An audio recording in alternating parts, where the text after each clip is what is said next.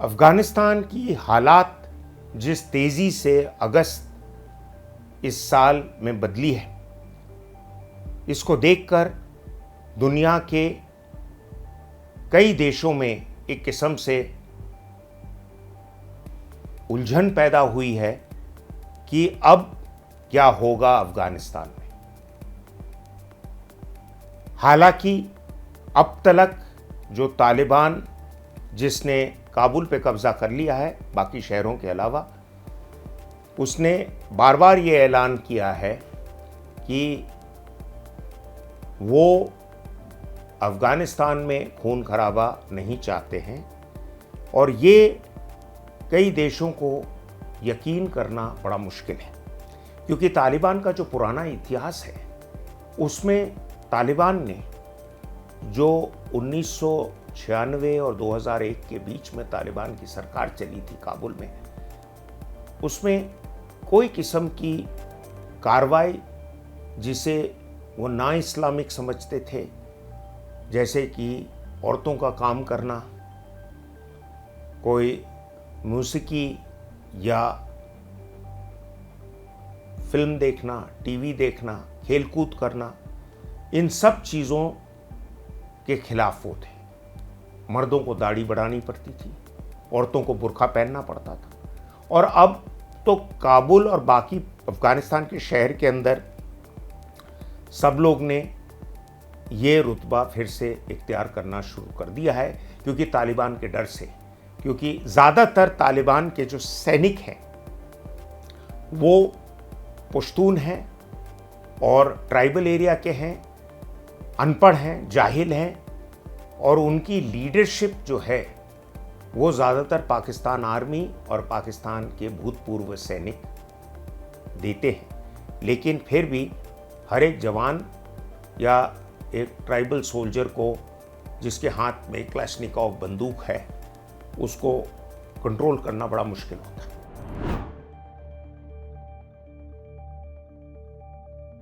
अब तालिबान आया कहाँ से?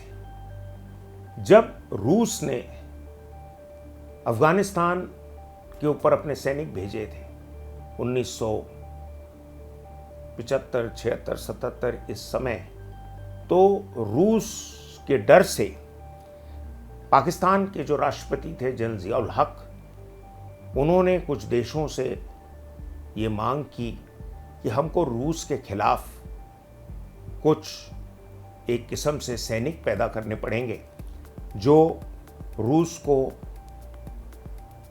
ना हम उनके ऊपर लड़ाई और धावा बोलने के अलावा रूस को मुश्किलात से अफ़गानिस्तान से बाहर कर दें। तो अमरीकी CIA, सऊदी अरेबिया की जनरल इंटेलिजेंस डायरेक्टरेट और पाकिस्तान की ISI मिलके उन्होंने तालिबान बनाया। तालिबान ये ज़्यादातर मदरसे में पढ़ रहे जवान मर्द थे जिनको इस्लामिक तालीम दी जाती थी, लेकिन इनको फिर शहादत का जोश दिलाया गया और इनको ऐसे ऐसे भाषण देके गरम किया गया कि अब आप जो है एक इस्लाम के सैनिक हो। तो पहले जो तालिबान बनने से पहले उनकी लीडरशिप थी, उनको कहा जाता था मुजाहिदीन। वो रशियन फोर्सेस सोवियत यूनियन के खिलाफ अफ़गानिस्तान में एक किस्म से आतंकवादी अटैक करते आ रहे थे, हमले कर रहे थे, उनके कैंप पे हमला करना, ये कुछ। और अमेरिका इसके लिए पैसे देता था पाकिस्तान को कि आप जो भी हथियार शथियार खरीदना चाहते हैं खरीद के आप इनको बनाइए। तो कई ग्रुप बने, जैसे हिजबुल मुजाहिदीन, मुजाहिदीन खल्क, एक गुलबुद्दीन हिकमत यार थे, वो कुछ समय के लिए पाकिस्तान ने उनको अफ़गानिस्तान का प्राइम मिनिस्टर भी बनाया। और ऐसे ऐसे लोगों को आगे बढ़ाया गया जो पाकिस्तान की लड़ाई रशिया से लड़े, और पाकिस्तान को अमेरिका से पैसा मिल रहा था। पाकिस्तान का डर ये था कि रशिया अफ़गानिस्तान के बाद बलूचिस्तान में आएगा और बलूचिस्तान को कब्ज़ा करके फिर अरेबियन महासागर की तरफ जाके एक पोर्ट बनाएगी। और रशिया को कहते थे एक इस वार्म वाटर एरिया के अंदर पोर्ट चाहिए था, तो इस महासागर में जाना चाहते थे। लेकिन जब अमेरिका ने ये सुना कि रशिया इधर आना चाह रहा है तो उन्होंने पाकिस्तान को हथियार वगैरह देना शुरू किया। ऐतिहासिक तौर से ये मज़े की बात ये है कि अंग्रेज़ों ने भी पाकिस्तान इसी डर से बनाया था कि रशियन एम्पायर अफ़गानिस्तान के ज़रिए इंडिया में नहीं आए, तो बीच में एक बफर देश बना दें। और पाकिस्तान एक छोटा सा बनना था, लेकिन बाद में पार्टीशन की जो खींचतान हुई उसमें पाकिस्तान को और ज़्यादा ज़मीन मिल गई, जितना उन्होंने जिन्ना साहब ने उम्मीद किया था उससे कई हद ज़्यादा।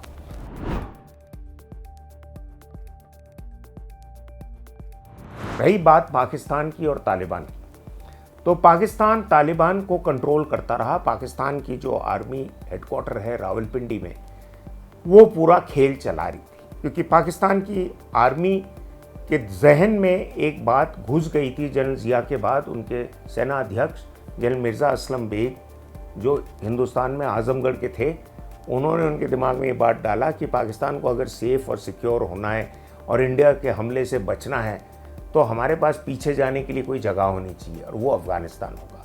तो ये स्ट्रेटेजिक डेप्थ का एक कॉन्सेप्ट बन गया। अब पाकिस्तान अभी भी उसी चीज़ से लिपटा हुआ है, उसको छोड़ना नहीं चाहता। लेकिन इसी बहाने पाकिस्तान ने अफ़गानिस्तान को कब्ज़ा करने के कई रास्ते निकाले। एक तो अफ़गानिस्तान में से जितना ओपीएम ट्रेड आता है वो पाकिस्तान के ज़रिए ही बाहर दुनिया की मार्केट में जाता है, और पाकिस्तान उससे 19 से 20 बिलियन डॉलर कमाता है। वो ज़्यादातर उनकी फ़ौज के पेट में जाता है।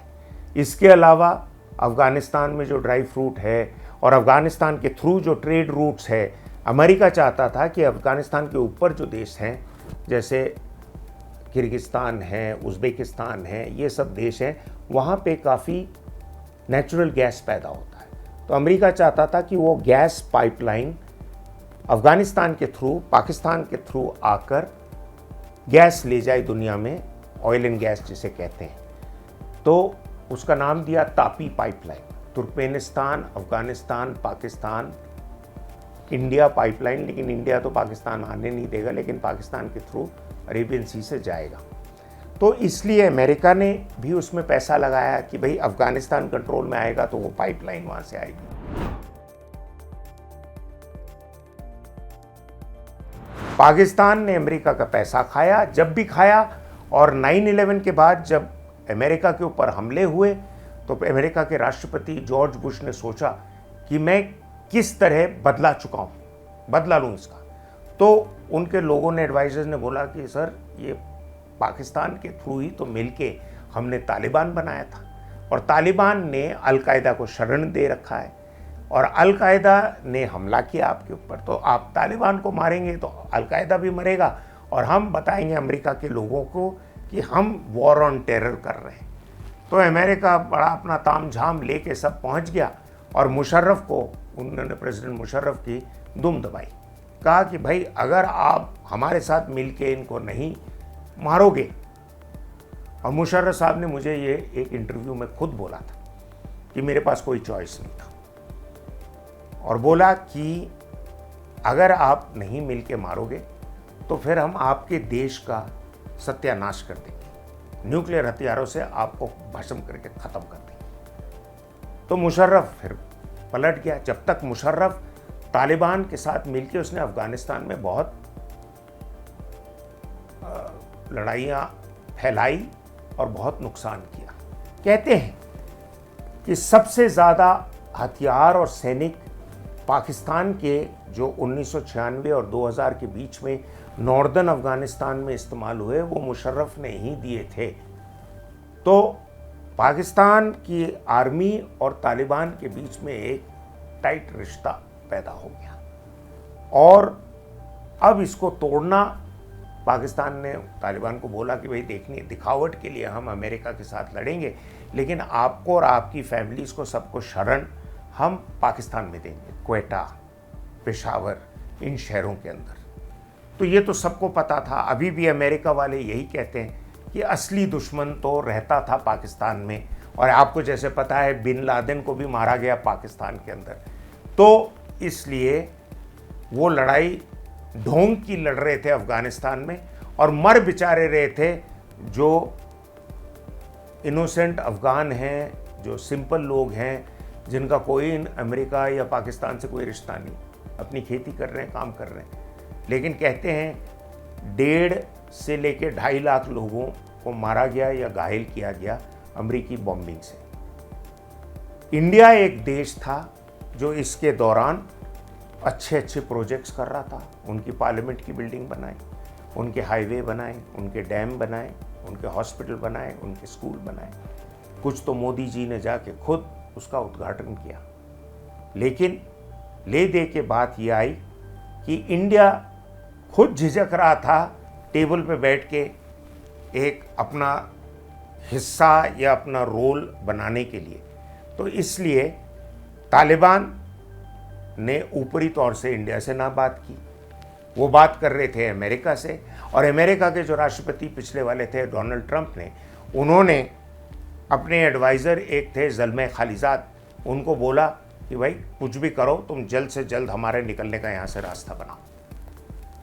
तो पहले तो वो कुछ नहीं कर पाए। तो जब अमेरिका में आए, उनको बोला कि भाई 3 महीने में तुम अगर पीस डील नहीं शुरू कराते हो तो तुमको सैक कर दिया जाए। तो उन्होंने इस किस्म के एक लंबा चौड़ा पीस डील बनाया जिसमें सारी मांगे तालिबान की पूरी कर गई। अमेरिका को खाली बोला गया कि ठीक है, जब तक आप रहोगे, जब जाओगे उसके बाद आपको कोई आने की वापस ज़रूरत नहीं है। क्योंकि तालिबान का लक्ष्य ये है कि अफ़गानिस्तान में से विलायतियों को और अमरीकियों को बिल्कुल हटाया जाए, और वो पाकिस्तान से मिलजुल के काम करेंगे या पाकिस्तान के हाथ को काटेंगे जिस हाथ ने उनको खिलाया था, ये देखने वाला एक सवाल होता है।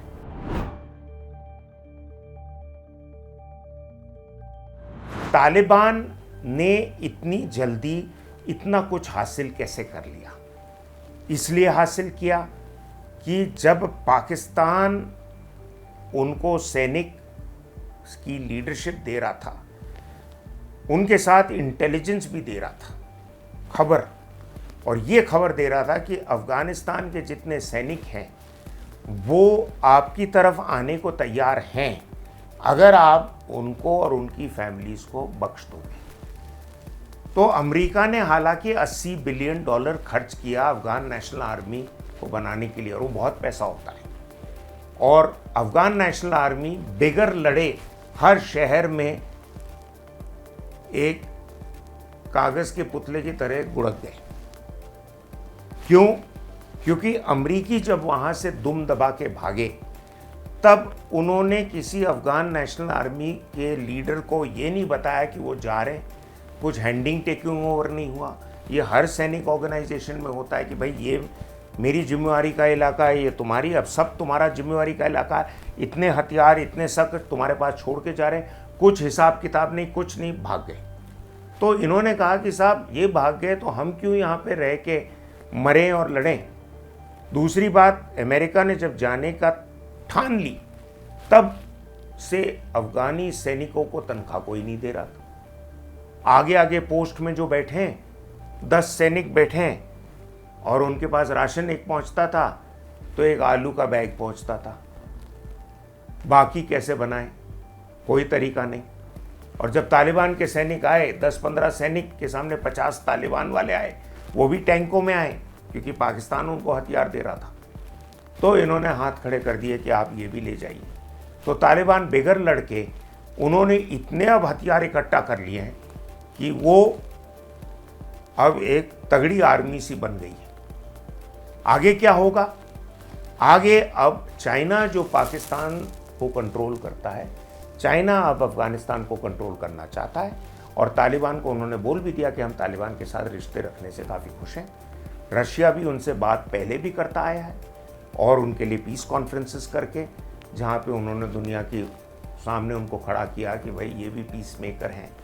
और इसलिए तालिबान का रेपुटेशन एक लड़ाकू फौज, एक जाहिल लोगों से बदल गई कि वो तो शांति सेना है।